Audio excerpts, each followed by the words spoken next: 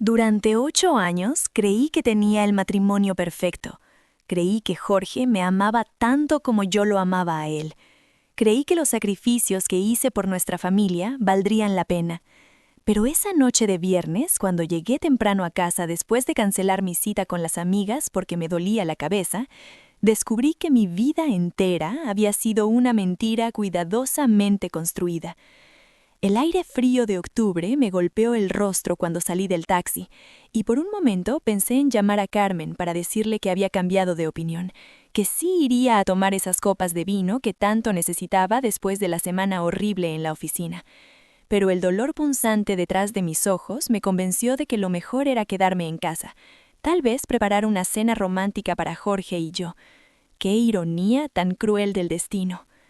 La casa estaba en silencio cuando abrí la puerta principal, e inmediatamente noté que algo era diferente. El aroma familiar de mi hogar, esa mezcla reconfortante de limpiador de madera y las velas aromáticas que siempre encendía por las noches, estaba contaminado por un perfume extraño, un perfume dulce, empalagoso, que me hizo fruncir el ceño.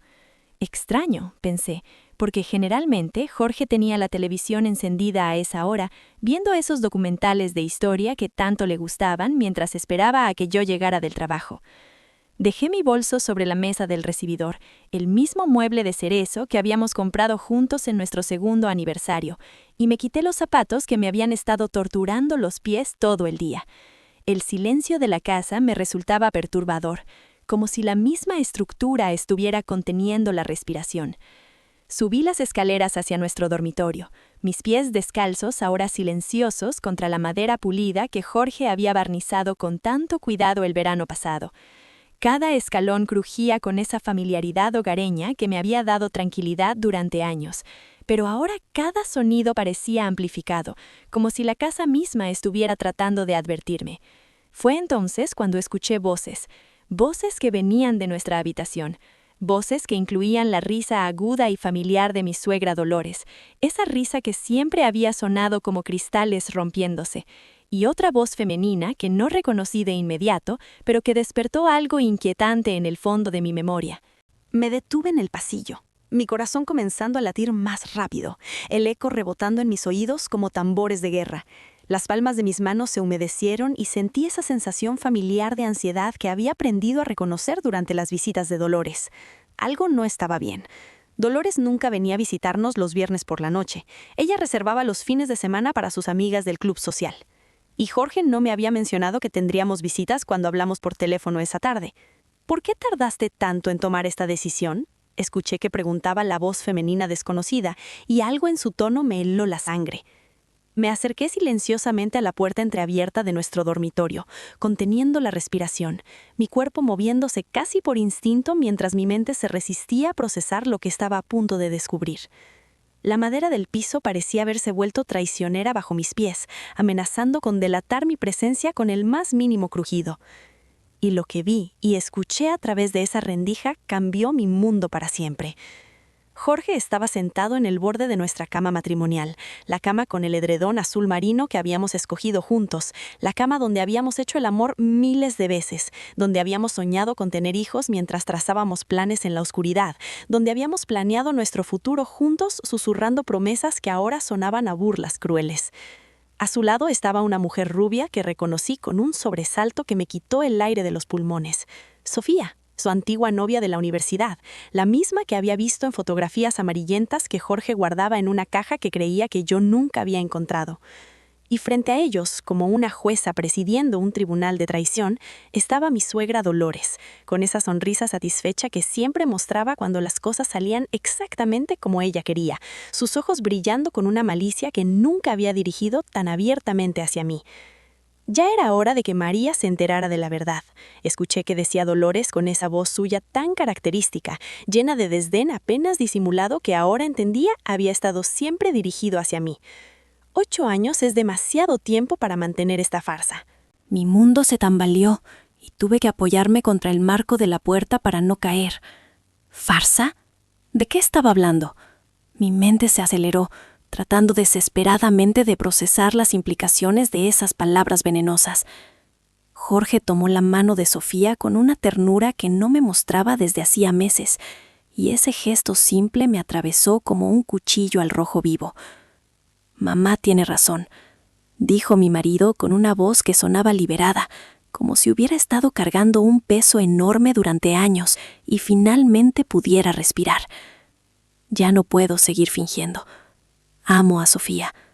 Siempre la he amado. Siempre la amaré.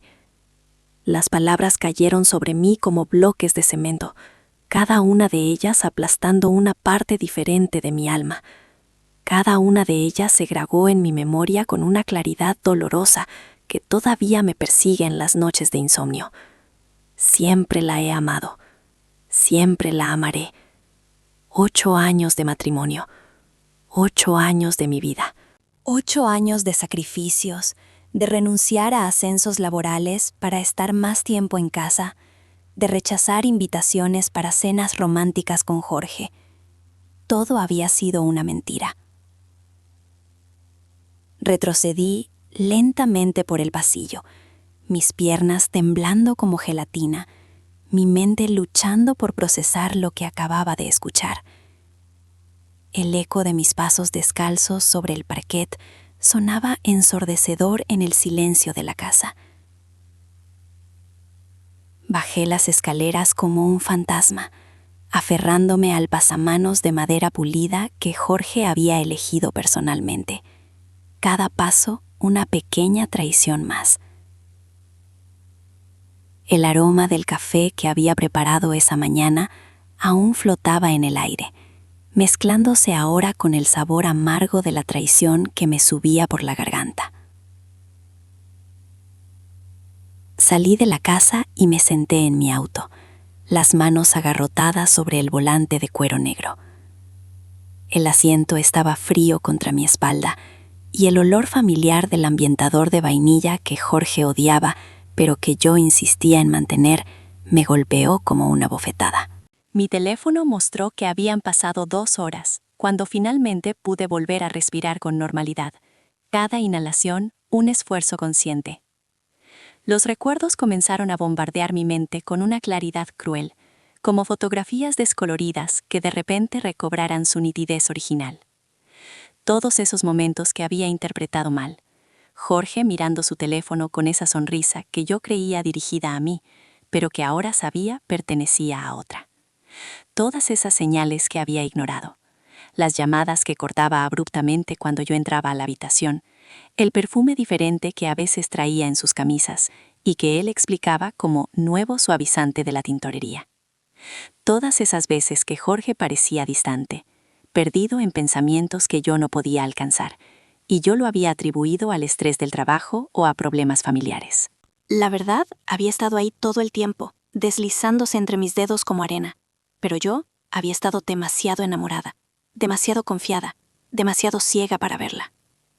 Pensé en todo lo que había sacrificado por este hombre, cada concesión grabada ahora en mi memoria como cicatrices. La casa de mis padres, mi herencia más preciada. La vendí hace 3 años cuando Jorge se metió en problemas financieros con su negocio. 242.000 euros exactos. Podía recordar la cifra porque la había repetido como un mantra durante semanas, tratando de convencerme de que era lo correcto. Toda mi seguridad económica, todo mi futuro, todo lo que mis padres habían construido durante décadas de trabajo honesto en su pequeña panadería del barrio. Lo entregué sin pensarlo 2 veces, porque creía en nosotros, porque creía en él. Recordé esa conversación como si hubiera sido ayer, cada detalle cristalino en mi mente traicionera. Jorge había llegado a casa con esa expresión desesperada que yo había aprendido a temer, los hombros caídos, la corbata torcida. Se había sentado en la mesa de la cocina de roble que habíamos elegido juntos, con la cabeza entre las manos temblorosas, y me había explicado que su empresa constructora tenía deudas enormes, que los bancos amenazaban con embargarlo todo, que necesitábamos dinero urgentemente o lo perderíamos todo. María, mi amor, me había dicho con lágrimas que ahora sospechaba eran teatrales, brillando en sus ojos verdes. Sé que es mucho pedirte, pero eres lo único que tengo. No tengo a nadie más en quien confiar. Mi madre ya nos ayudó todo lo que pudo, pero necesitamos más. La casa de tus padres, sé que significa mucho para ti, pero podríamos venderla y con ese dinero salvar nuestro futuro. Yo no había dudado ni un segundo. Esa casa de ladrillos rojos era todo lo que me quedaba de mis padres, que habían muerto en un accidente automovilístico 2 años antes. Era mi refugio emocional, el lugar donde había crecido entre el olor a pan recién horneado y las risas de domingo, donde guardaba todos mis recuerdos de infancia en cada rincón polvoriento. Pero Jorge era mi marido, mi futuro, mi vida entera. Sin pensarlo 2 veces, firmé todos los papeles con mano temblorosa. Esto es temporal, me había prometido, mientras yo lloraba silenciosamente sobre los documentos notariales. En cuanto el negocio se recupere, compraremos otra casa, una mejor. Te lo juro, María, haremos nuevos recuerdos juntos. Mentiras. Todo habían sido mentiras elaboradas, cuidadosamente construidas como los edificios que supuestamente levantaba. Ahora, sentada en mi auto fuera de la casa que habíamos comprado con el dinero de la venta de mi herencia familiar, observando las ventanas iluminadas donde se desarrollaba mi traición, me di cuenta de que había sido la idiota perfecta. Jorge nunca me había amado. Todo este tiempo yo había sido solo una conveniente fuente de financiamiento para su vida real, la vida que quería vivir con Sofía. Mi teléfono vibró con un mensaje de texto de mi mejor amiga Carmen. ¿Cómo te sientes? ¿Te pasó la jaqueca? La pantalla iluminó brevemente el interior oscuro del auto. Me había olvidado completamente de que se suponía que tenía dolor de cabeza. Esa pequeña mentira inocente me había salvado de llegar a casa a la hora habitual y enfrentar una conversación que probablemente habían planeado cuidadosamente para destrozar mi vida de la manera más civilizada posible. Decidí no responder todavía. Mis dedos se negaban a moverse hacia el teclado. Necesitaba tiempo para procesar esto, para decidir qué hacer, para dejar que la rabia reemplazara al dolor. Pero una cosa estaba clara mientras observaba mi reflejo fantasmal en la ventanilla. No iba a ser la víctima patética que se desmorona y ruega por migajas de afecto. No después de todo lo que había sacrificado. No después de descubrir que mi matrimonio entero había sido una actuación elaborada. Conduje hasta un hotel cerca del centro de la ciudad, las luces de neón reflejándose en mis lágrimas secas, y reservé una habitación por la noche. Necesitaba espacio para pensar, para planear, para convertir esta traición en algo útil. Porque si había algo que Jorge y su querida madre no sabían sobre mí, era que cuando me lastiman profundamente, no me derrumbo como una flor marchita. Me vuelvo estratégica, meticulosa, implacable. Esa noche no dormí nada. Me quedé despierta en la cama del hotel, mirando al techo agrietado que parecía un mapa de todas mis ilusiones rotas. Las sábanas ásperas se pegaban a mi piel sudorosa, mientras el aire acondicionado zumbaba con un sonido metálico que me recordaba constantemente dónde estaba, en un hotel barato, huyendo de mi propia vida. Dejé que la realidad se asentara completamente, como sedimento tóxico en el fondo de un río. No era solo que Jorge no me amara, era que nunca me había amado. Todo nuestro matrimonio había sido una mentira orquestada, con la precisión de un relojero suizo. El olor a desinfectante y cigarrillos rancios del hotel se mezclaba con el aroma de mi propio miedo, creando una fragancia nauseabunda que parecía impregnar cada fibra de mi ser. Cada vez que cerraba los ojos, veía el rostro de Jorge sonriendo mientras me mentía, y un sabor amargo se instalaba en mi boca como si hubiera estado masticando monedas oxidadas toda la noche. Comencé a recordar conversaciones con Dolores que ahora tenían un significado completamente diferente. Su perfume caro, siempre demasiado fuerte, como si tratara de ocultar el olor de la falsedad. Todas esas veces que había hecho comentarios aparentemente inocentes sobre lo conveniente que era que yo tuviera propiedades familiares, mientras sus ojos pequeños y calculadores me evaluaban, como un tasador evalúa un objeto valioso. Sus uñas perfectamente pintadas de rojo sangre tamborileaban sobre la mesa del comedor mientras hablaba, un tic nervioso que yo había interpretado como impaciencia maternal, pero que ahora reconocía como la satisfacción de un depredador planeando su próxima cacería. Todas esas ocasiones en que había mencionado casualmente a Sofía en conversaciones, preguntando si Jorge alguna vez hablaba de ella, si yo sabía que se había divorciado recientemente. La forma en que inclinaba ligeramente la cabeza cuando hacía estas preguntas, como un pájaro curioso, mientras sus labios se curvaban en una sonrisa que nunca llegaba a sus ojos. Mi suegra había estado jugando conmigo todo este tiempo, como un gato jugando con un ratón antes de matarlo. Y yo había sido demasiado ingenua, demasiado confiada en la bondad humana básica, para darme cuenta de que estaba siendo manipulada por una mujer que me veía como un obstáculo temporal para la felicidad de su hijo. A las 6 de la mañana, el teléfono vibró contra la mesa de noche de madera barata, haciendo un ruido que me atravesó como un cuchillo. Jorge me llamó por primera vez. El nombre en la pantalla me hizo temblar las manos. No contesté, pero pude imaginar su voz falsa, preocupada, actuando para una audiencia de uno. Luego me envió un mensaje de texto. «María, ¿dónde estás? No llegaste a casa anoche. Estoy preocupado». Las palabras parpadeaban en la pantalla como pequeñas mentiras luminosas. La hipocresía me enfermó físicamente. Tuve que correr al baño del hotel y vomitar la poca comida que tenía en el estómago. Después de 8 años de fingir que me amaba, todavía estaba jugando su papel de esposo preocupado. Decidí que necesitaba más información antes de enfrentar la situación. Me duché con el jabón industrial del hotel que olía a hospital, tratando de lavarme la sensación de haber sido engañada. El agua tibia apenas conseguía calentar mi cuerpo helado por la traición. Llamé a mi oficina con voz ronca y reporté que estaba enferma. Luego conduje hasta un café cerca de la oficina de Jorge, con las manos temblando sobre el volante. Sabía que él y Sofía tendrían que verse en algún momento durante el día, y tenía curiosidad por ver cómo se comportaban cuando pensaban que nadie los estaba observando.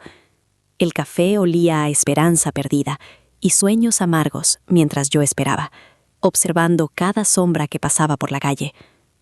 No tuve que esperar mucho. A las 10 de la mañana vi a Jorge salir de su oficina y caminar hacia un restaurante elegante a 2 cuadras de distancia.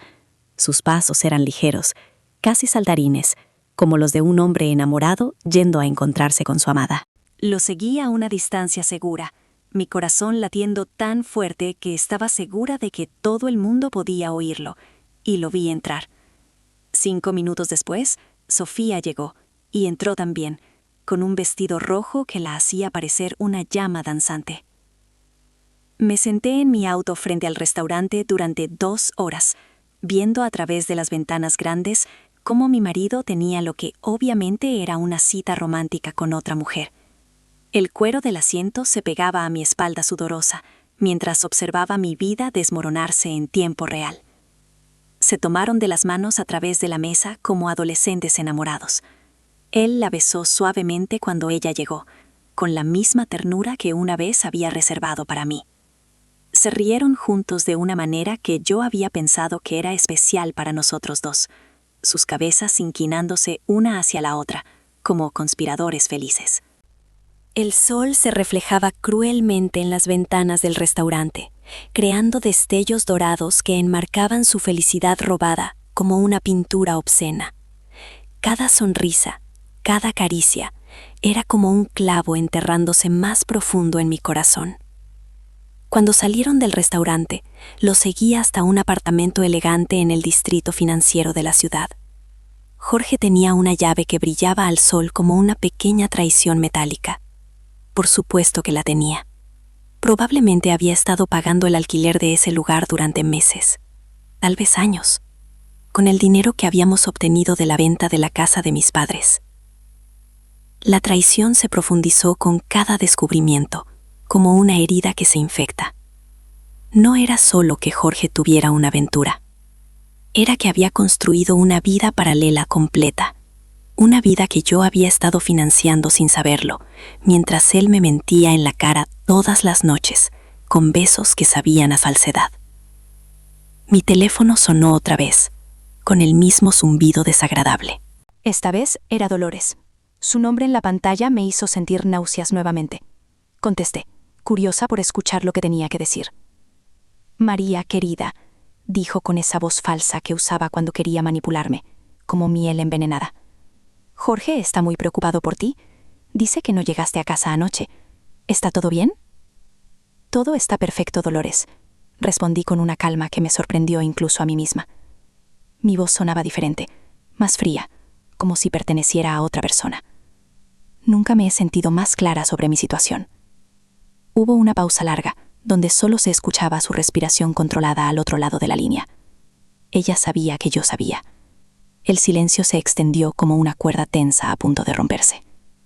Bueno, dijo finalmente, abandonando la pretensión como quien se quita una máscara incómoda. Supongo que es hora de que hablemos como adultas. Se veía impecable, como siempre, con su traje de diseñador color marfil, que probablemente costaba más que mi salario de un mes, y su actitud de superioridad que había perfeccionado durante décadas. Su cabello castaño, peinado en un chiñón perfecto, no tenía un solo pelo fuera de lugar, a pesar del viento otoñal de afuera. Se sentó frente a mí con esa sonrisa condescendiente que yo había aprendido a odiar durante 8 años de matrimonio, ajustando sus perlas como si fuera un ritual antes de la batalla. Podía ver cómo sus ojos evaluaban mi apariencia, mi vestido simple, mi cabello recogido sin pretensiones, mi maquillaje mínimo. En su mente probablemente ya había catalogado cada una de estas elecciones como evidencia de por qué Jorge merecía algo mejor. María, comenzó, haciendo un gesto imperioso al camarero para ordenar un café expreso, sin siquiera preguntarme si yo quería algo más. Creo que ambas sabemos por qué estamos aquí. Has descubierto algo que probablemente debería haberte dicho hace mucho tiempo. Su voz tenía esa calidad modulada que usaba cuando quería sonar razonable pero autoritaria al mismo tiempo. Me di cuenta de que había planificado cada palabra de esta conversación, cada pausa, cada inflexión. ¿Te refieres al hecho de que tu hijo nunca me amó y que nuestro matrimonio entero ha sido una mentira? Pregunté con una calma que no sentía por dentro. Mi corazón latía tan fuerte que estaba segura de que podía escucharse por encima del murmullo de conversaciones a nuestro alrededor. Ella suspiró dramáticamente, un suspiro que parecía salido de una telenovela. Las cosas no son tan simples, querida. Jorge te tiene cariño, pero el amor verdadero, bueno, eso es algo diferente. Él y Sofía tienen historia.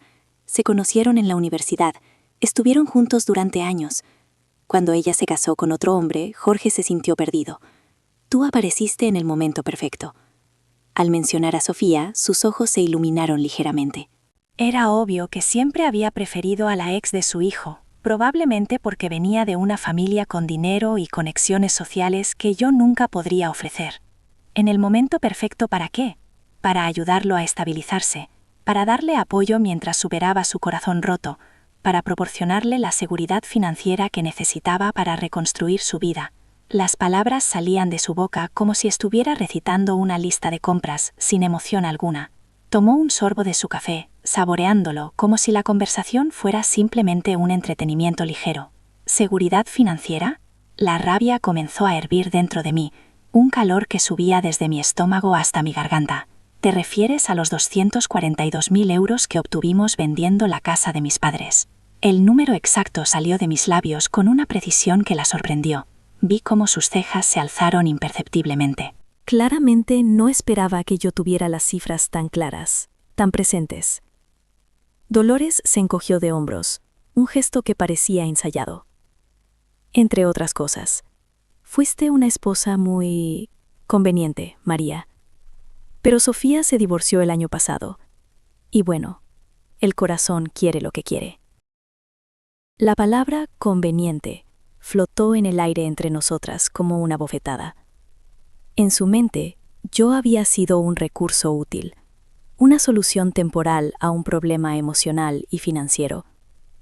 La forma casual en que hablaba de mi vida, de mis sentimientos, de mis sacrificios, como si yo hubiera sido simplemente un empleado temporal que había cumplido su función, me llenó de una furia fría que nunca había experimentado antes. ¿Y ahora qué?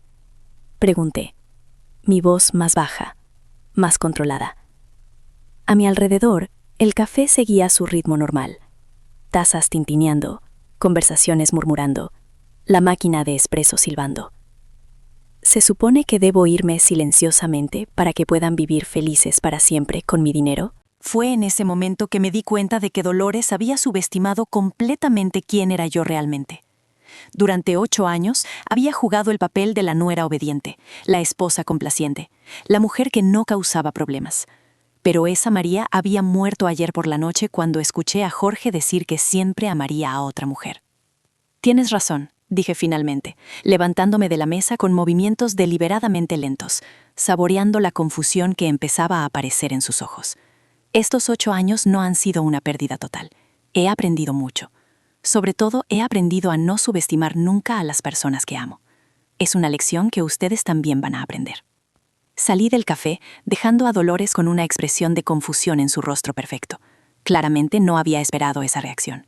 Probablemente había anticipado lágrimas, súplicas, tal vez un poco de drama emocional, pero no había esperado la calma, fría determinación que ahora me llenaba por completo. El aire fresco de la tarde me golpeó la cara cuando salí del café, llevándose con él el perfume artificial del lugar y llenando mis pulmones con claridad. Cada paso que daba, alejándome de ese lugar, se sentía como liberación. Esa noche regresé a casa. Jorge estaba esperándome en la sala de estar, hundido en su sillón favorito como si el peso de su culpa lo hubiera empujado hacia abajo. Las cortinas estaban cerradas y solo una lámpara iluminaba la habitación, creando sombras que hacían que su rostro se viera más demacrado de lo usual. Se levantó cuando me vio entrar, con esa expresión de culpabilidad que probablemente había estado practicando todo el día frente al espejo. «María, necesitamos hablar», dijo, su voz ronca, como si hubiera estado ensayando las palabras durante horas. «Sí», respondí, colgando mi abrigo cuidadosamente en el armario, cada movimiento calculado y preciso. «Necesitamos hablar». Primero, contraté a un investigador privado para que documentara completamente la relación entre Jorge y Sofía. El hombre era discreto y eficiente, con ojos grises que parecían ver a través de las mentiras. Necesitaba pruebas sólidas de cuánto tiempo había estado durando la aventura, cuánto dinero había gastado Jorge en mantenerla y exactamente qué activos tenía ocultos.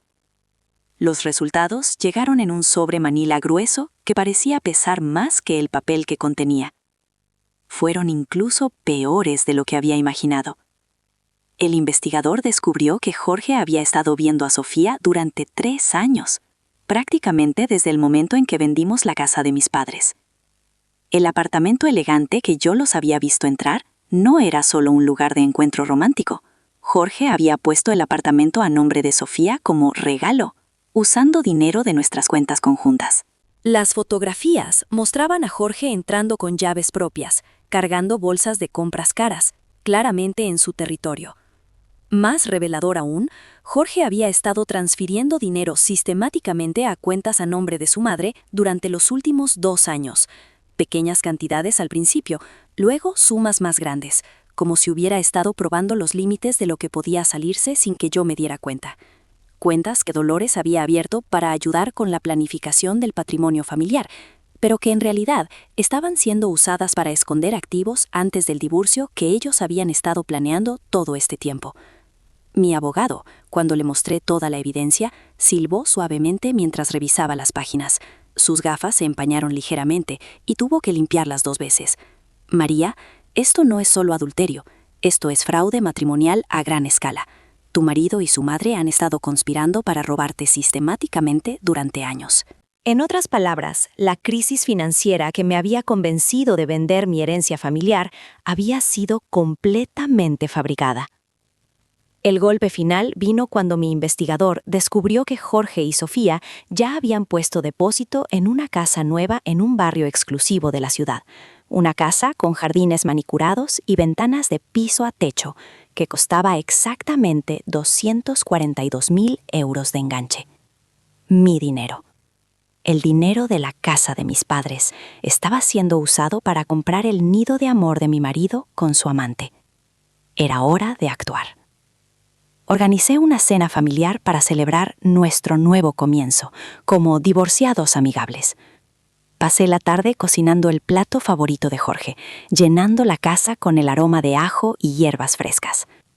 Invité a Jorge, por supuesto, y también a Dolores.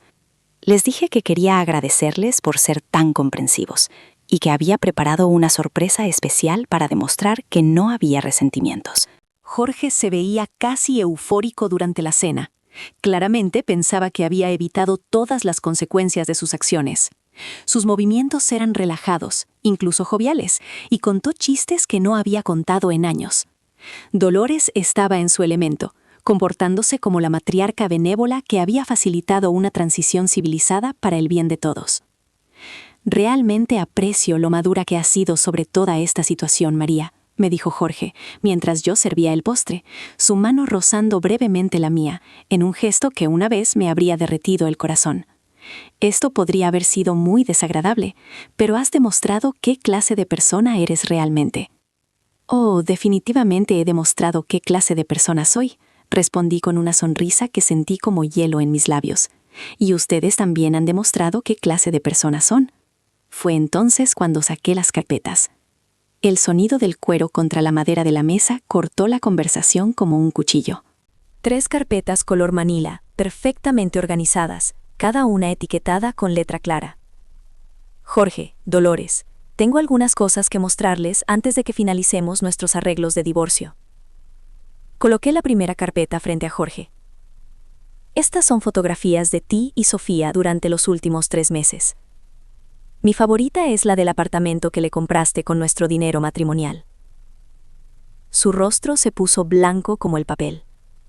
Pude ver el momento exacto en que su cerebro procesó lo que estaba viendo, como si alguien hubiera desconectado un interruptor. Coloqué la segunda carpeta frente a Dolores. Estos son los registros bancarios que muestran cómo has estado ayudando a tu hijo a esconder activos en cuentas a tu nombre durante los últimos 2 años.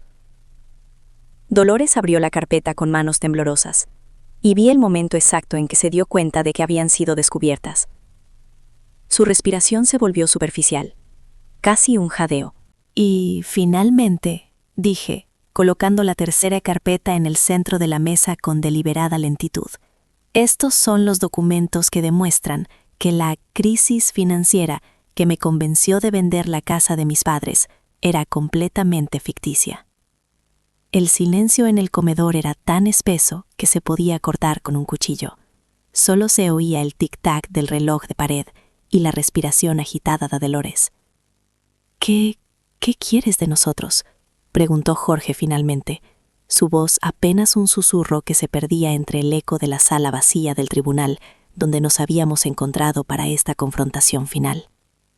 El aire olía a papel viejo y desinfectante industrial. Podía escuchar el tic-tac constante del reloj de pared, marcando cada segundo de su creciente desesperación. Sus manos temblaban ligeramente mientras se aferraba al borde de la mesa de madera barnizada, sus nudillos blancos contrastando con la superficie oscura. «Justicia», respondí simplemente, saboreando cada sílaba como si fuera vino añejo.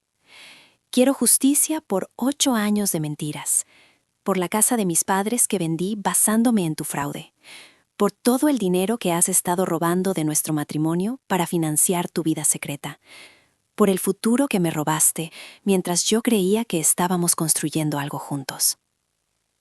Este momento, pensé mientras observaba cómo el color drenaba del rostro de Jorge, vale cada lágrima que derramé en aquellas noches solitarias, cada duda que sembró en mi mente, cada vez que me hizo sentir como si fuera yo la loca. Dolores había recuperado algo de su compostura, pero ya no era la mujer segura y controladora que había estado manipulándome durante años.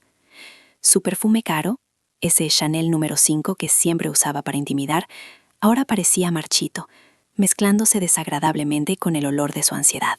«María, podemos resolver esto de manera civilizada», dijo, ajustándose la bufanda de seda alrededor del cuello con movimientos nerviosos. «No necesitas involucrar a los tribunales». Sus ojos, «María, podemos resolver esto de manera civilizada», dijo, ajustándose la bufanda de seda alrededor del cuello con movimientos nerviosos. «No necesitas involucrar a los tribunales». Sus ojos, que antes parecían tan calculadores y fríos, ahora revelaban una vulnerabilidad que nunca había visto. «Finalmente», me dije, «estás sintiendo un poco del miedo que me hiciste sentir a mí durante años». «Oh, pero ya he involucrado a los tribunales», dije, disfrutando de la expresión de shock en sus rostros. El fluorescente parpadeó sobre nosotros, creando sombras danzantes que hacían que sus caras parecieran máscaras en una obra de teatro grotesca. «He presentado una demanda por fraude matrimonial, ocultación de activos y conversión fraudulenta. Mi abogado dice que es uno de los casos más claros que ha visto». Jorge se puso de pie bruscamente, tirando su silla. El sonido del metal contra el suelo de baldosas resonó como un disparo en el silencio tenso. «No puedes hacer esto.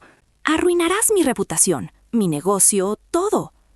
Su respiración era laboriosa ahora, y pude notar el sudor formándose en su frente a pesar del aire acondicionado.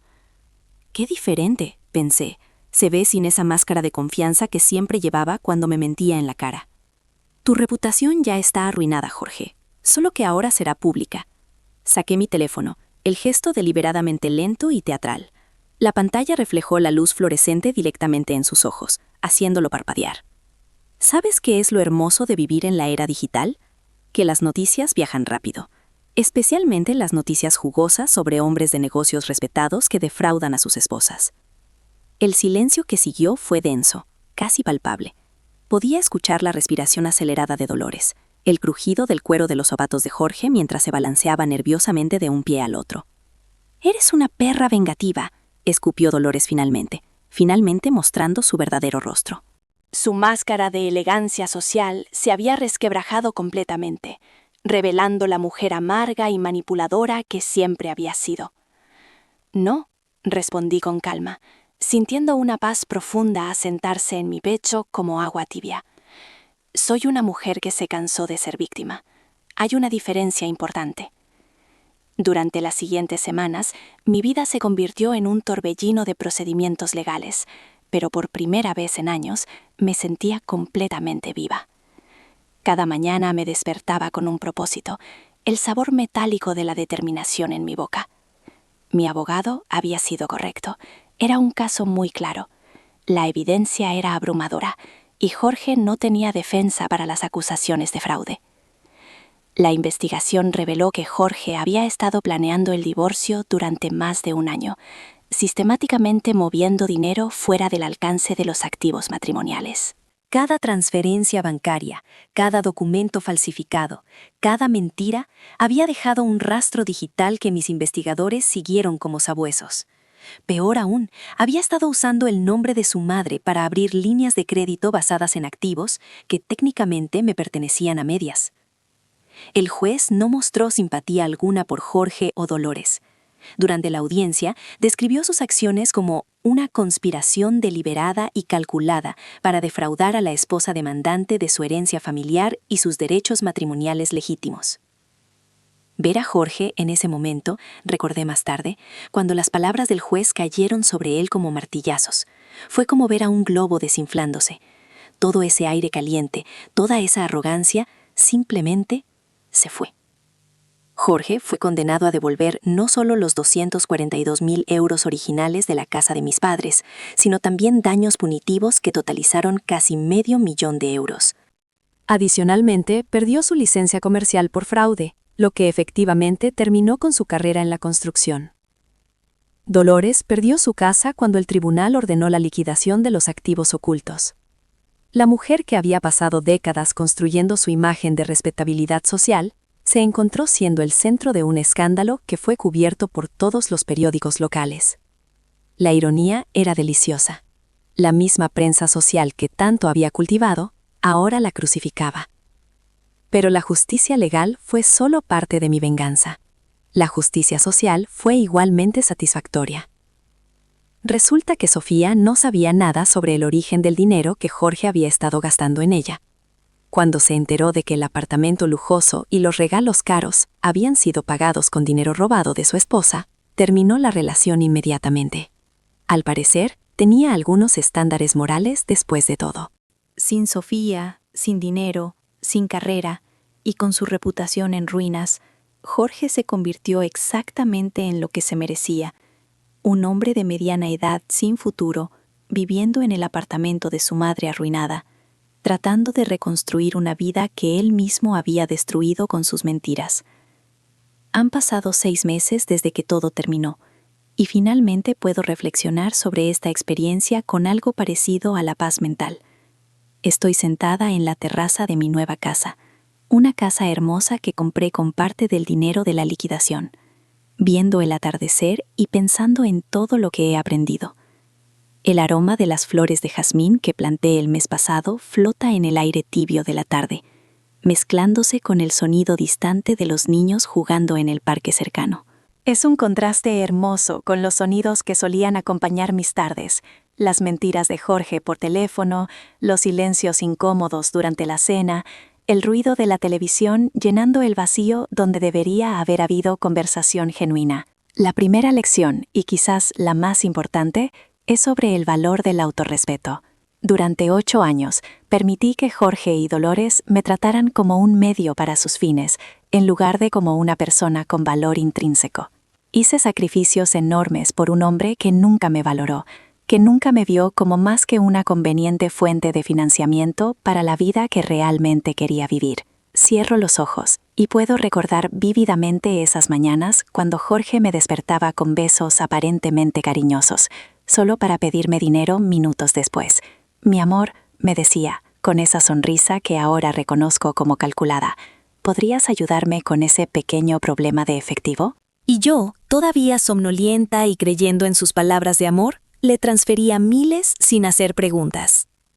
El autorrespeto no es algo que se puede otorgar desde fuera, es algo que debe venir desde adentro. Nadie más puede darnos el respeto que no nos damos a nosotros mismos. Durante años, yo había estado esperando que Jorge me valorara lo suficiente como para ser honesto conmigo, lo suficiente como para elegirme, lo suficiente como para amarme realmente. Pero él nunca iba a hacerlo porque yo mismo no me estaba exigiendo ese nivel de respeto. La segunda lección es sobre el poder de la información. Durante años viví en la ignorancia, confiando ciegamente en las palabras y acciones de personas que no merecían esa confianza. Cuando finalmente decidí buscar la verdad, cuando contraté al investigador privado y comencé a documentar las mentiras, recuperé mi poder. Recuerdo exactamente el momento. Era un martes lluvioso, y yo estaba sentada en mi oficina mirando los extractos bancarios que había impreso en secreto. El papel se sentía pesado entre mis manos, como si llevara el peso de todas las mentiras. Cada transferencia a la cuenta de Dolores era como una puñalada, pero también como una pieza del rompecabezas que finalmente comenzaba a tomar forma. La información es poder, y durante demasiado tiempo había estado viviendo sin el poder de conocer mi propia realidad. Esto me lleva a la tercera lección, la importancia de la verificación independiente. Como dice el refrán, confía, pero verifica. Yo confié sin verificar durante años, y esa confianza ciega me costó caro.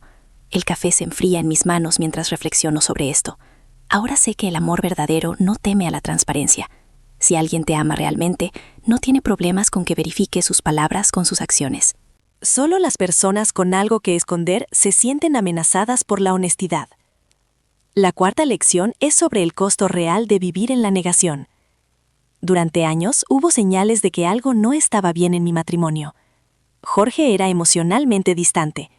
Nuestras conversaciones se habían vuelto superficiales. Había periodos extraños donde no podía dar cuenta de su tiempo o su dinero. Pero yo elegí ignorar estas señales, porque enfrentar la verdad habría sido doloroso. Puedo recordar esas noches cuando Jorge llegaba tarde, oliendo a un perfume que no era el mío, con excusas que se volvían cada vez más elaboradas. Reunión de trabajo, cena con clientes, problemas con el carro. Mi estómago se contraía cada vez, pero yo empujaba esa sensación hacia abajo. La enterraba debajo de capas de esperanza desesperada. Prefería vivir en una realidad cómoda pero falsa, que enfrentar una verdad incómoda pero real. El problema con la negación es que el dolor que intentas evitar no desaparece, simplemente se acumula con intereses compuestos. El dolor de enfrentar la realidad de que mi marido no me amaba habría sido agudo, pero breve. El dolor de descubrir que había sido defraudada sistemáticamente durante años fue mucho más profundo y duradero. La verdad no se vuelve menos verdadera por ser ignorada, simplemente se vuelve más costosa con el tiempo. La quinta lección es sobre la diferencia entre el perdón y la tolerancia de abuso. Durante años confundí ser comprensiva y perdonadora con permitir que me trataran mal. Cada vez que Jorge me decepcionaba o me lastimaba, yo lo perdonaba rápidamente, pensando que eso me hacía una buena persona, una buena esposa. Pero el perdón verdadero requiere arrepentimiento genuino y cambio de comportamiento. Sin eso, lo que yo estaba ofreciendo no era perdón, era tolerancia del abuso. El perdón también no significa ausencia de consecuencias. Puedo perdonar a Jorge por lo que me hizo, pero eso no significa que deba protegerlo de las consecuencias naturales de sus acciones. De hecho, permitir que las personas enfrenten las consecuencias de sus acciones es a menudo la cosa más amorosa que puedes hacer por ellas, porque es la única manera en que pueden aprender y crecer. La sexta lección es sobre el valor de la planificación estratégica. Cuando descubrí la traición, mi primer instinto fue confrontar inmediatamente, dramáticamente, emocionalmente. Pero algo me detuvo.